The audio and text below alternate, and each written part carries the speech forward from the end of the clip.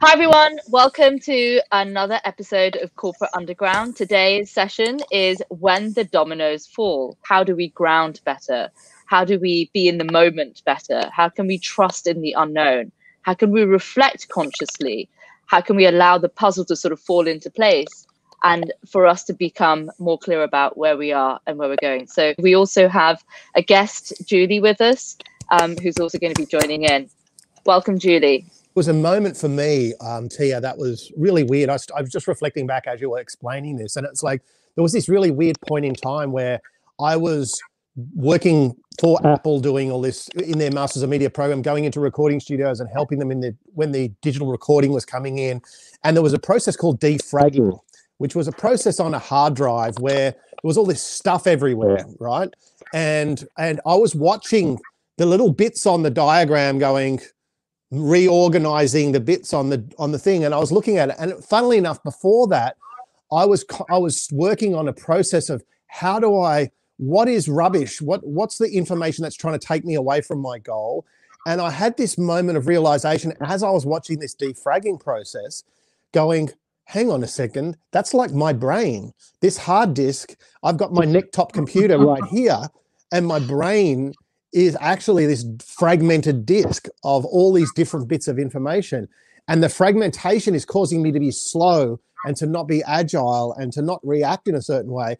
And it was a really interesting sort of analogy, watching this thing organize itself and me sort of relating that to thought processes and how my brain works. And it consciously put me on this path to start to defrag my mind and go, okay, I'm going to now apply using lateral thinking. I'm going to use that lateral process of looking at that, but that inspiring me to go, maybe that's my thought process right there, which is the universe is showing me on this computer or something.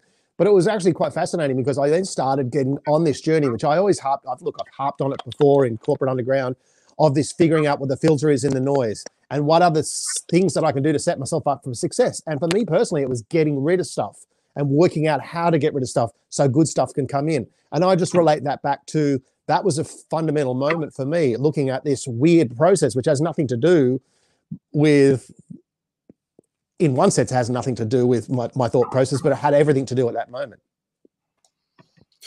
Yeah, I think it comes down to time in your life. Like, I mean, I've had, I remember directly in my early 30s, really liking myself for the first time. Before that, I was trying to fit in with other people or be part of something else. But when I got my early 30s, I really liked myself. When I hit my early 40s, I loved myself. I actually thought I'm a nice guy. I'm actually there to help people, and what other people said didn't bother me. But it wasn't until just recently, in the last weekend, that I actually, for the very first time in my life, was happy with where I am. Up until that point, I've always been happy, but I was never going to be satisfied. I always wanted more. I wanted to grow the business. I wanted to do more things. I wanted to chase. And it wasn't until I was asked by a couple of guys that I'm working with at the moment about what I wanted to be able to focus on. And they gave me a task to write on a piece of paper what I wanted. And this is one particular time. It only happens once every 400 years. 8 planets are aligned, whatever. And I had to write it down. And I couldn't think of anything that I wanted. Everything I had, I was really happy with. I didn't want an island. I didn't want a boat. I didn't want things that were bigger. I wanted my family to be healthy. And I wanted the people around me to be healthy. And I wanted that. It was the very first time that I didn't want something or feel I was behind on something that I needed to chase. And my son came to me. And he said, I asked him, I said, what do you want? He's 5 years old. And he turned around to me and he said, I want to be the boss of me. And I want to be the boss of the world for one day. So we made that happen last Saturday, where he was the boss of everybody in the household for one day. So his belief came through and made that happen. So he started a lot younger than I am. It took me a little bit longer, but I got there in the end. It's funny though, because you say you didn't want anything, but then you said you just wanted my family to be happy and healthy. And that is wanting something, right? And so we often take for granted the things by going, oh yeah, but that's obvious. And sometimes these are the core things that are really fundamental to us. The other stuff doesn't really matter, but we just go, oh yeah, I don't want anything, but I just want that. But it's actually a core fundamental thing. The most important thing, Finbar, it was. But I mean, when I wanted that, it was always kind of, I wanted external things. I wasn't for myself. I hadn't looked at that before as that, but I agree with you. But it's the most important thing. When you don't have your health, it's the most important thing. When you don't have your family, it's the most important thing. But isn't it funny how we can sort of go, oh yeah, I don't want anything, but actually you do want something. What was the domino that went boom? And just like, Finn was saying that there was like this moment we were defragging the hard drives, aha Great moment. question. It was loss. It was loss. When in my 30s, in the same month, I lost my grandmother, I lost my dog, I lost my house, I lost my wife, and I nearly lost my business. I nearly lost my life. At that point, by the end of that month, I was ready to end it all. So at that point, I had to go through a massive amount of loss to be able to work out that it wasn't important and that I actually liked me after that. I don't think I could have got to that without that catalyst, if you like. So for me, it was loss. In my 40s, it was very similar. It was about a whole change of where I was as a person, and we had some 3 miscarriages. We had a little loss. And again, my company, at that point, I was allowed to live and breathe again because I felt there were so many things on top. For both my major changes of where I was, both liking myself, then loving myself, and then total, for me, freedom of wanting happiness of where I am, it came from loss. That's fascinating. It's a bit like the forest fire of all this expectation and programming and stuff. You get to a point where you just go, that's not working anymore. And it sort of resonates with me too, Matt. I think that's a really good point. Well, but the thing is, you keep on trying and going, and you don't notice it, and then that forest fire comes through, and then everything regrows. Yeah. And you need that sometimes, and all the ash and everything allows that building, but you've also got those building blocks to get there. But I find that some of those points in life can either break you completely, and people can't recover that, or I think suicide's one of those things from my experience and looking at these things. Once you get through that one day, you can actually get back up, but that one day can make all the difference, whether you choose to not to. It is interesting though, Matt, to me, like in the middle of it, it's hard to see it. Yeah, right? It's easy to reflect after the fact. And I'd share that to our audience that's going through COVID now. It's like that is really struggling. It's hard to see when you're inside this moment, to get that clarity. And sometimes it's really interesting to hear what you're saying about that, Matt, because it does give some perspective and some understanding of this might be a pivot where you really do regrow. I think we've all got those stories. Especially when maybe we would have denied it, like the number of people who said COVID doesn't exist. I haven't seen anybody ill. Have you? Almost first response to deny, that something is happening, something is changing, something is not normal, some level of normal, whatever that may be. So yeah, over to you, Tony. Sorry, you were saying. I just wanted to reflect on your analogy earlier of the dominoes falling. Like, have you ever seen when they have them all falling and you can actually, then it makes a picture, once they're with all the colors, the black and the white, or the red and the black and stuff like that. And if you don't have the right perspective, you won't see anything from it. If you're upside down, it won't make any sense. If you're too low on the wrong angle. So I guess this is one of those things that we need to relate, that, there can be a lot going on around you. It could have been planned. It could have been a great strategy. You could have even been involved. But if you don't watch everything, even when it feels like everything's falling around you, if you get the right perspective, you can actually appreciate it, or you can start to, understand what's going on greater. That's the sort of like presence bit, right? Like if you're not aware, if you're not right now, and if you're living in yesteryear or you're living in the future, then are you going to bring in that sort of like the awareness that will help you to know, I think the dominoes are falling. And this is I always like, it was a movie I watched years ago, the V for Vendetta, which is very appropriate to where we are now, with the whole freaking pandemic sort of situation. But like, I like the analogy of setting up all these dominoes and this idea of a long-term strategy. Okay, like you or someone around you could have been doing things and you would have no idea. And often most people have no idea until the last piece has fallen. And I feel like that's something that people just don't grasp enough of, is like, has anything in your life play a bigger picture to something else? Like often we just see literally the distance of our arms. We don't see anything greater than we want to see. And I feel like this is an analogy for actually not just being present, but being aware that your present is related to millions of people around you with their own single first person point of view. Yep. Yep. Yeah. Wow. Can I just add in there, Miss Academic? Yeah, look, what I pick up on in all this is that something that I've done for probably, I don't know, 30 years of my life is what my core purpose is. I don't know whether anyone else has thought about that. But my core purpose is to use my financial acumen to build healthier communities. And so that's helped me in my career, making decisions. That's why I worked in water, transport, infrastructure. It defines you, and you know when you feel right about something and when you don't, because your core purpose grounds you. So that's just one thought. The other thought I had is that at the moment with COVID, you know, like the world's not doing that well at the moment, right? We've got a pandemic, we've got bushfires. The CO2 parts per million is shockingly high. We have to reverse it. Everyone's got a role to play. But then what I've done is sort of put it out there a bit during this time and done a lot of talking with you, Tia, and others. And when you do that, things come to you.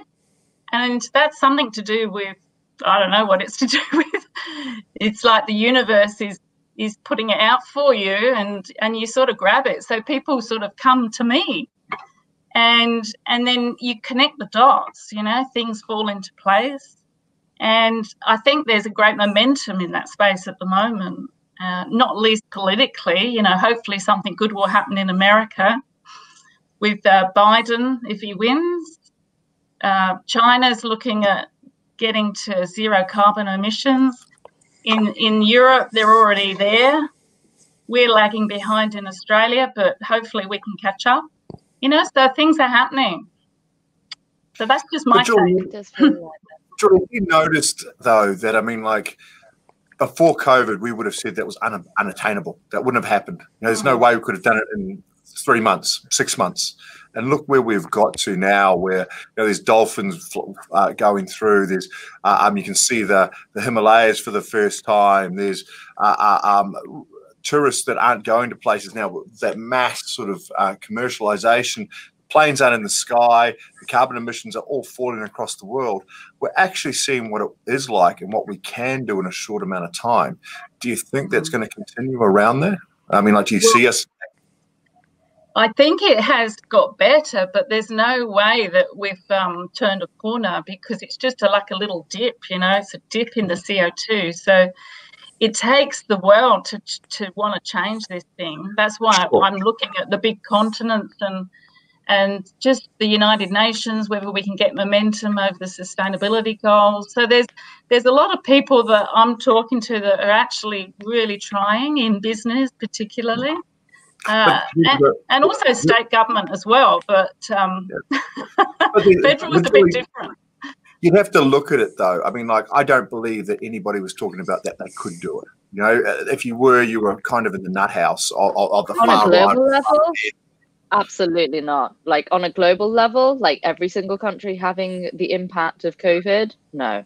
We don't have global experiences like this. No. Yes, wars, yes. Yeah. You know, but is everybody involved with the war? Not really. There are many countries that don't get involved with the war, but this is a risk to everybody. And I think, you know, coming back to the sort of like allowing the puzzles, you know, of pieces to actually fall into shape. Well, you need to kind of know what the grand picture is.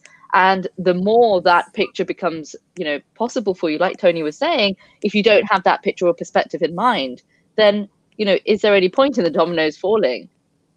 Well, one domino has to start it, right? It has to start. And now I believe, or I think, that there's been a starting point, like a diet or a change. You know, like, I'm going to go to the gym. You've got to go. You've started. And now people are actually seeing what the return is of doing that, where they said there was no possibility of it happening. Oh, okay, how could we change this? Yeah, it's funny though, Matt. Like, to me, it's like, and I know this is a weird analogy, but it's just the way I look at it. It's like, man has not been able to work this out and come to any sort of level of agreement. So Mother Nature's just gone, whack, whack. Right. Right.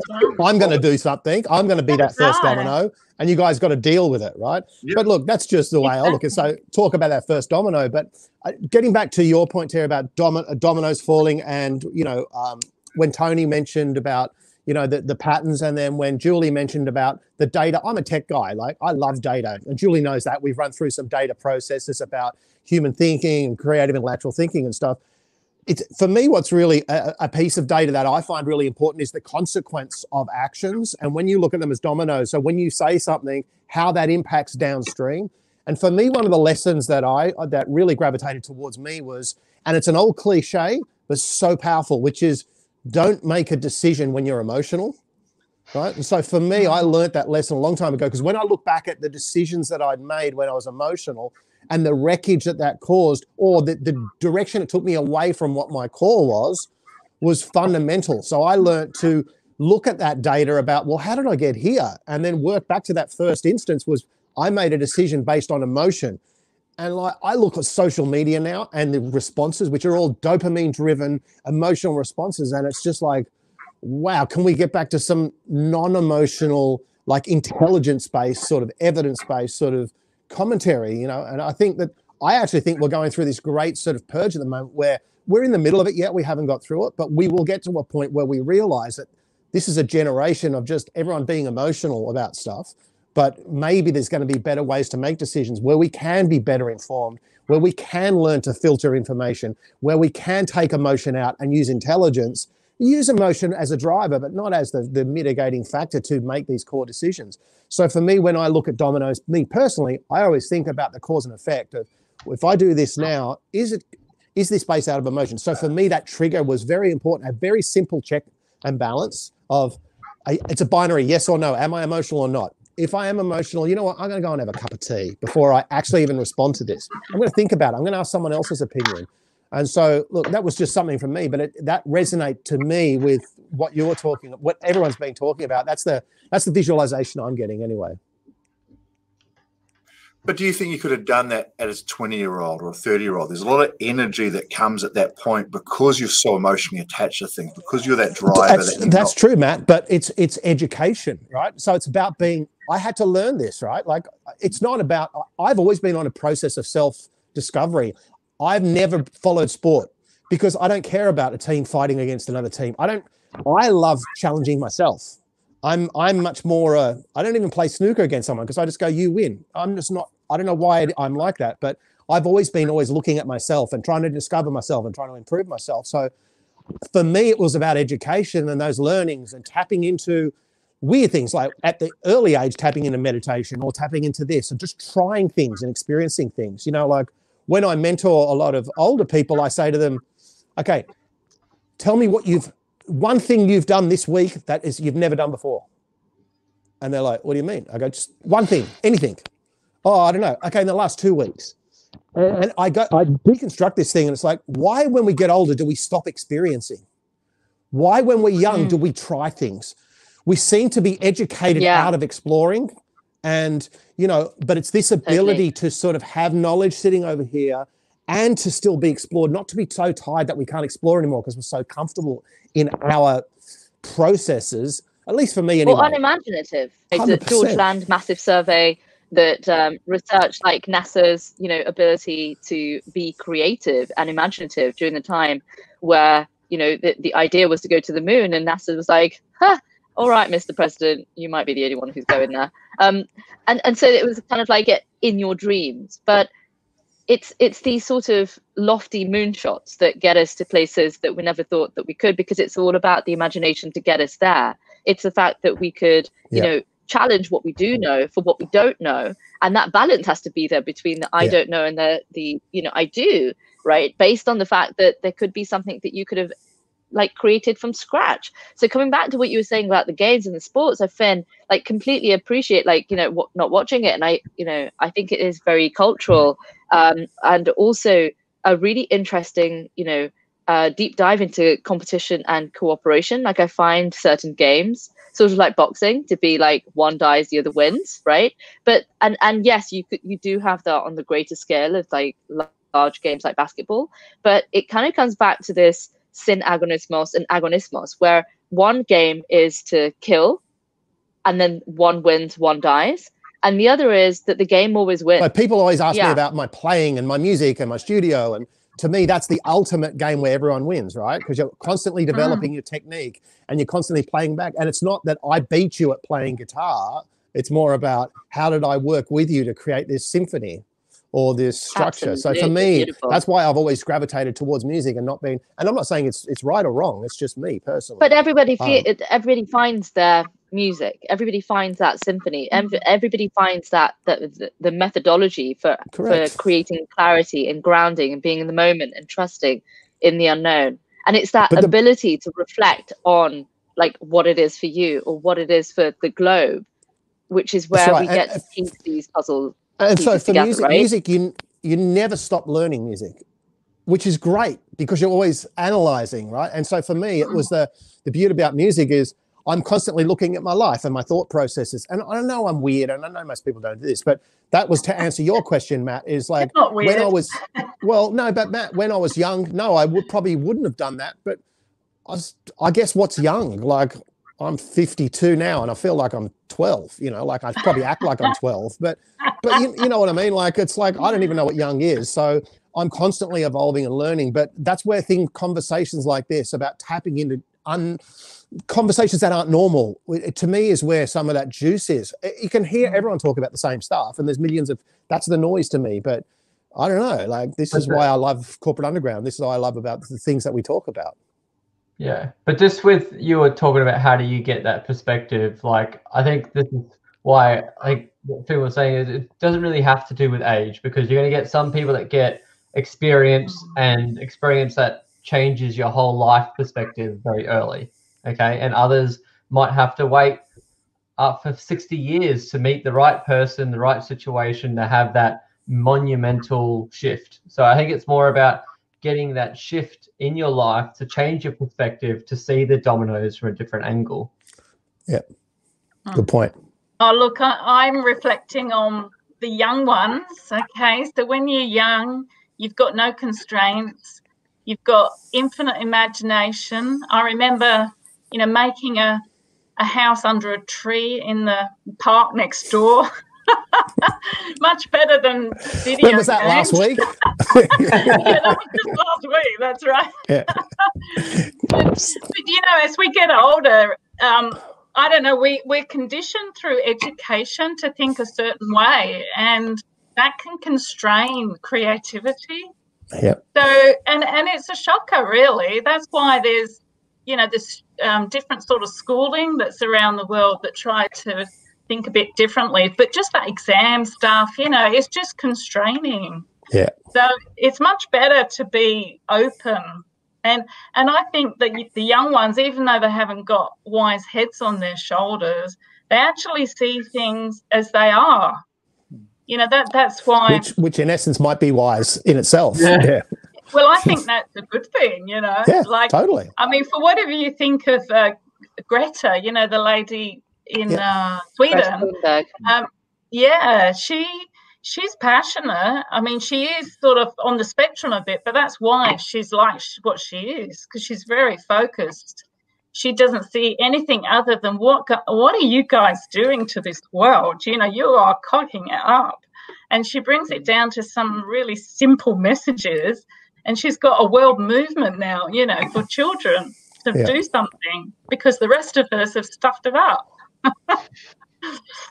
There's a really famous study. I don't know if anyone's seen it, and I'd be making up, so I'll just give you the paraphrase type scenario. But it was done of children and creativity, and it was sort of like they did like 1,000 children over. It was like the late 60s or the 70s, and they did like X thousand children over a period of time, and they realized that from 3 to 5, it was something like 70% of children were very creative and imaginative. And it was really interesting because when it got to like the age from 5 to 7, it was like 30% of them. And then when it got from 7 to 11, it was like 12% of them. And that was back then. And look, I'm just making this up. The numbers might No, be wrong, no, but you're not making it up. That is shocking. exactly the study. That is the exact study that I mentioned earlier with George Land on NASA. Right. As soon as they said we're going to go to the moon, it was like, wait, we don't believe we're going to go to the moon. How the hell are we going to get to the moon? Right. So they brought in George Land, who was doing this research on imagination. Right. Thank you all very, very much for adding into the domino effect. Large pieces of puzzles that come together in the moment that the greater perspective can show itself. Thank you all very much, and looking forward to next week. Thank you, Judy. Bye, guys. For Bye. joining us.